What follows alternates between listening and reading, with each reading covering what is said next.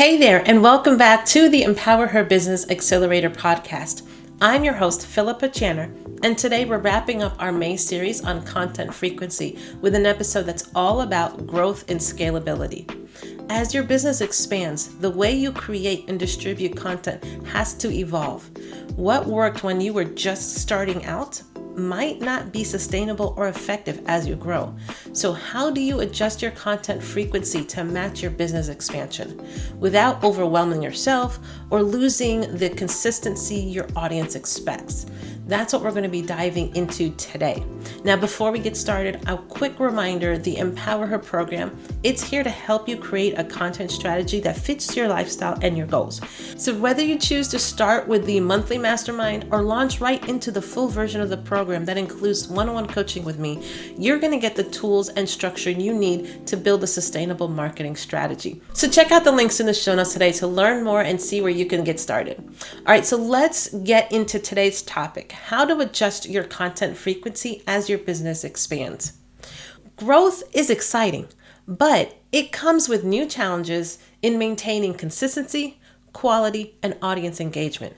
Maybe you've been serving more clients or launching new offers or expanding your brand presence across multiple platforms. Whatever the case is, your strategy needs to keep up with this expansion. So here's how to adjust your content frequency without sacrificing any of the quality of the content you're creating. The first thing you want to do is reassess your priorities and your capacity. You want to take stock of how your time and resources are shifting as your business grows. Your role in your business as the CEO should be shifting as well, and how much work and administrative tasks that you're diving into should be shifting. So take stock of your time and the resource that you have as you're shifting, you and your business grows. So more responsibility might mean less time for content creation. So prioritization is key. If client work has increased, you may need to reduce posting frequency or delegate some content creation along the way. So evaluate your current workload and adjust your content plan accordingly. If you're stretched too thin, it's time to scale back or outsource some of the stuff that you're doing. Last week in episode 80, we talked about avoiding burnout. So check out that episode for more strategies on managing content without exhaustion. All right, the next step is to focus on high impact content. Not all content is created equal. Identify which formats and topics generate the most engagement, leads, and or sales. So scaling up doesn't mean doing more. It means doing what works best. So if long form blog posts bring in the most traffic, keep those consistent and scale back those lower performing content types that aren't doing so well.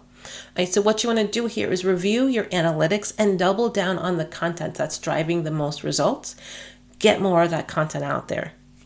The next step is automate and systemize. Use scheduling tools, content calendars, and templates to make content creation more efficient.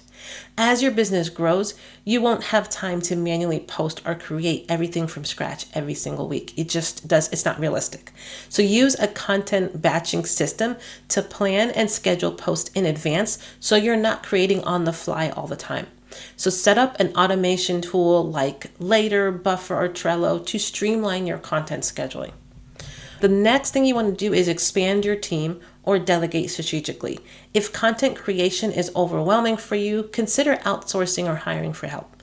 Scaling means letting go of some of the tasks that aren't the best use of your time. So you may want to hire a VA to schedule content, a copywriter for blogs, or a designer for some social media graphics. I mentioned this a little bit last week as well. Hiring a VA may actually be one of the best things for your business, and you don't have to hire a full-time, virtual assistant. You can hire somebody for just 2 or 3 hours a week to really just get some of that basic bare minimum stuff done that allows you to do the more strategic CEO level thinking of stuff.